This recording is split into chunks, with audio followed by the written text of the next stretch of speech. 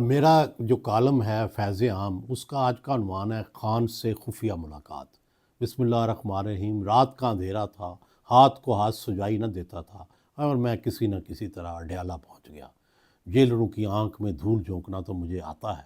میں نے انہیں باتوں میں لگا کر ایسا الجھایا کہ انہوں نے مجھ سے تعرض نہ کیا۔ میں پوچھتا پچھاتا خان کی بیرک میں جا پہنچا، وارڈ کے دروازے کو زور سے کھٹکھٹایا تو سویا ہوا خان ہڑبڑا کر اٹھ بیٹھا۔ دروازے کے قریب آ کر مجھے دیکھا، پہچاننے کی کوشش کی اور پھر کہا، سہیل تم بھی جیل پہنچ گئے؟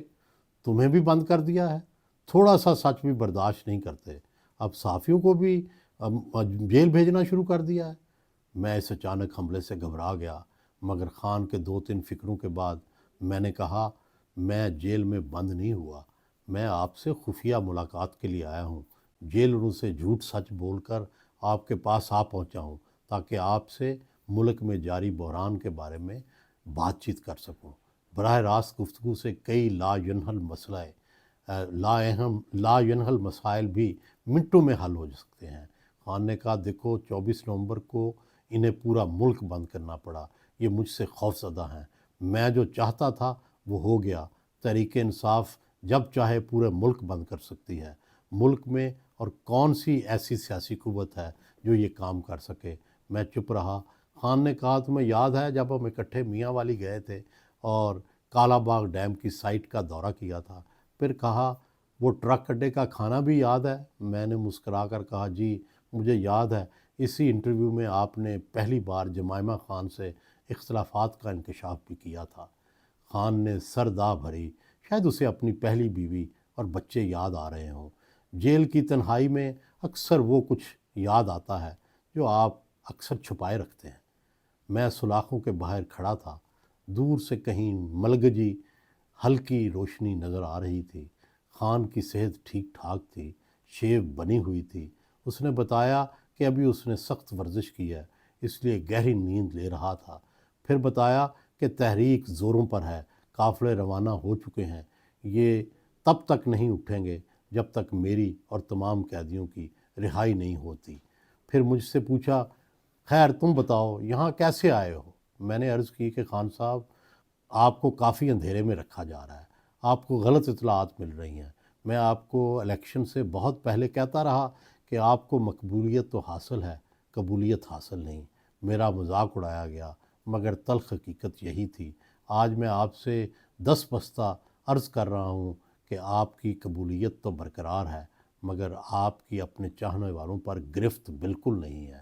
پنجاب آپ کے حامیوں سے بھرا پڑا ہے، لاہور میں تحریک انصاف کا غلغلہ ہے، مگر کوئی ایک جلوس، ایک بڑا جتھا یا کوئی مشتعل شخص باہر نہیں نکلا، جس سے پتہ چل رہا ہے کہ آپ کے پاس ایسا ہجوم ہے جس کا کنٹرول آپ کے پاس نہیں ہے۔ آپ کے پاس نہ تنظیم ہے نہ ڈسپلن۔ احتجاجی تحریک اس کے بغیر نہیں چلتی۔ پورے پنجاب میں صرف میاں والی سے ہتھیار بند سرفروش نکلے ہیں اور حفاظتی ناکوں کو توڑتے ہوئے اسلام آباد کے قریب پہنچ چکے ہیں۔ ہزاروں کا جلوس صرف پختونخوا سے ہی آ رہا ہے، باقی سوائے اٹک اور میاں والی کے پنجاب میں مکمل سکوت ہے۔ اسے خوف، دبدبہ اور آمرانہ ہتھ کنڈے کہنا درست ہوگا، مگر یہ بھی ضرور کہا جائے گا کہ خوف کے باوجود لگن اور جذبے کی کمی ہے۔ شیدائی تو بہت ہیں، سوشل میڈیا پر بیانات تو بہت ہیں، مگر ان جانبازوں میں نہ نظریے کی لگن ہے اور نہ پارٹی اور لیڈر کی گرفت۔ یہ گفتار کے غازی ہیں، کردار کے نہیں۔ یہ محفوظ اننگز کھیلتے ہیں، چوکا چھکا مارنے کا حوصلہ نہیں کر پاتے، بس ٹک ٹک کر کے کھیلنا چاہتے ہیں۔ خان صاحب نے میرے سیل رواں کو رکنے کا اشارہ دیتے ہوئے کہا، مجھے آپ کی باتوں کا یقین نہیں، آپ بھی لفافی ہو گئے ہیں۔ ہر کسی کو میری فتح کا علم ہے، میں جیت گیا ہوں۔ حکومت اور مقتدرہ اقدامات کی وجہ سے ہار گئی ہے، میری اخلاقی فتح ہوئی ہے۔ میں نے کہا، جان کی امان پاؤں تو عرض کروں؟ انہوں نے اشارہ کیا کہ ہاں، تو میں بولا کہ اخلاقی فتح تو ہم مثالیت پسندوں کے باغ کی مولی ہے، آپ تو عملیت پسند ہیں، آپ کو مادی فتح نہ ملی تو اسے شکست ماننا پڑے گا۔ یہ تو ہم ہمیشہ سے ہارے ہوئے لوگوں کا نظریہ ہے کہ ہم ملامتی ہمیشہ ہار کر بھی جیتتے ہیں، ہماری ہر شکست میں فتح ہوتی ہے۔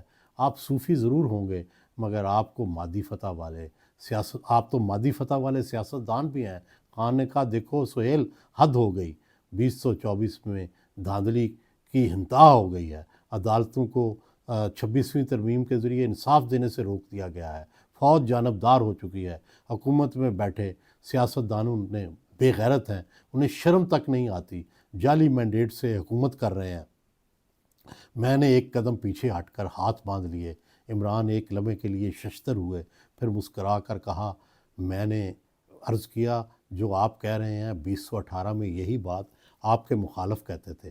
وہ کہتے تھے آپ سلیکٹڈ وزیر اعظم ہیں، وہ کہتے تھے فوج نے آپ کو جتوایا ہے، عدالتوں نے نون کے خلاف فیصلے دیے تھے، اور اس وقت فوج آپ کے ساتھ ایک صفحہ پر ہوتی تھی اور آپ اس کا فخریہ اعتراف بھی کیا کرتے تھے۔ ہو سکتا ہے آپ کے ساتھ زیادہ زیادتی ہو گئی ہو، مگر فرق تھوڑا بہت ہے، جو کچھ ان کے ساتھ ہوا وہی آپ کے ساتھ ہو رہا ہے۔ آپ کو درد زیادہ ہو رہا ہے۔ ناراض ہوتے ہوئے خان نے کہا کہ ہمارے ساتھ تو حد ہو گئی ہے، عورتوں تک کو بند کر دیا گیا ہے، گھر توڑ دیے گئے ہیں، اتنا ظلم کبھی نہیں ہوا۔ میں نے پھر دستبستہ عرض کی کہ ایسا پہلی بار نہیں ہوا۔ پاکستان بننے کے بعد کمیونسٹوں کے ساتھ کیا کیا ظلم نہ روا رکھے گئے۔ 80 کی دہائی میں اکثر کمیونسٹ سزاؤں اور مشکلات، جاسوسی اور ظلم و ستم کے باعث آدھے پاگل اور اب نارمل ہو چکے تھے۔ جو چند بچ گئے تھے وہ بھی نفسیاتی بیماریوں کا شکار ہو گئے تھے۔ پھر تھوڑے عرصے کے لیے جماعت اسلامی کی باری آئی اور اگلے 15-20 سال پیپلز پارٹی کوڑوں، جیلوں اور پھانسیوں کو بھگتتی رہی۔ یہاں تو یہ سلسلہ شروع سے ہی ہے، چل رہا ہے۔ یہاں کبھی کوئی مظلوم ہوتا ہے تو کبھی وہی ظالم بن جاتا ہے۔ خان کو نہ میرے تجزیے سے اتفاق تھا اور نہ اسے میری باتیں پسند آ رہی تھیں، مگر اس نے یہ خیال کرتے ہوئے کہ میں اتنی دور سے پتہ نہیں کیسے جیل اس کے سیل تک آ پہنچا ہوں، مجھے ٹالنے کی خاطر سوال کیا کہ اچھا پھر بتاؤ مسئلے کا حل ہے کیا؟ میں نے ترت جواب دیا، لچک دکھاتے ہوئے مصالحت کی طرف پیش قدمی۔ خان نے کہا یہ ہر بار مجھے دھوکہ دیتے ہیں، پچھلے دروازے سے مذاکرات شروع کرتے ہیں اور پھر اپنا کام نکلوا کر وعدے پورے نہیں کرتے۔ ان سے اب بات نہیں کرنی، اب معاملہ سڑکوں پر ہی طے ہوگا۔ میں نے لجاجت سے عرض کیا کہ نہیں، آپ سب سے مقبول ہیں، راستہ نکلنا چاہیے۔ خان نے فوراً پوچھا راستہ ہے کیا؟ میں نے کہا وہی راستہ جو نون اور پیپل نے 2018 میں اختیار کیا، وہی آپ اختیار کریں۔ جیسے انہوں نے دھاندلی کے باوجود سسٹم کو مان لیا، آپ بھی مان لیں۔ جس طرح انہوں نے آہستہ آہستہ مقتدرہ سے پینگیں بڑھائیں، آپ بھی بڑھا لیں۔ قومی حکومت میں شامل ہو کر آئندہ انتخابات کو منصفانہ اور غیر جانبدارانہ بنوا لیں، یہی آپ کی فتح ہوگی۔ حکومت روز بروز غیر مقبول ہوگی اور آپ اسمبلی میں بیٹھ کر اس پر تنقید کریں، ہڑتالیں، دھرنے اور لانگ مارچ چھوڑ کر اسمبلی کی سیاست کریں، لیڈر آف دی اپوزیشن بنیں، آئندہ حکومت کے لیے تیاری کریں، پہلے سے ماہرین کو بلا کر حکمت عملی طے کر لیں، نئے دور، نئی سیاست کا آغاز کریں۔ خان نے حیرت زدہ ہو کر میری طرف دیکھا، ایک رنگ غصے کا تھا اور ایک رنگ حیرت کا۔ پھر کہا قومی حکومت پر بات ہو سکتی ہے۔ میرا دل خوش ہو گیا۔ میں نے آگے بڑھ کر خان سے وفور جذبات میں ہاتھ ملانا چاہا تو اچانک اپنی گردن پر ایک اجنبی ہاتھ کی گرفت محسوس ہوئی اور پھر زور سے میری کمر پر ڈنڈے کا وار ہوا۔ میں شدت تکلیف سے دورہ ہو گیا۔ تکلیف میں گرفتار سمجھ نہیں آ رہی تھی کہ یہ وار کس کا ہے۔ اچانک میں درد سے کراتا ہوا اپنے بستر سے اٹھ بیٹھا۔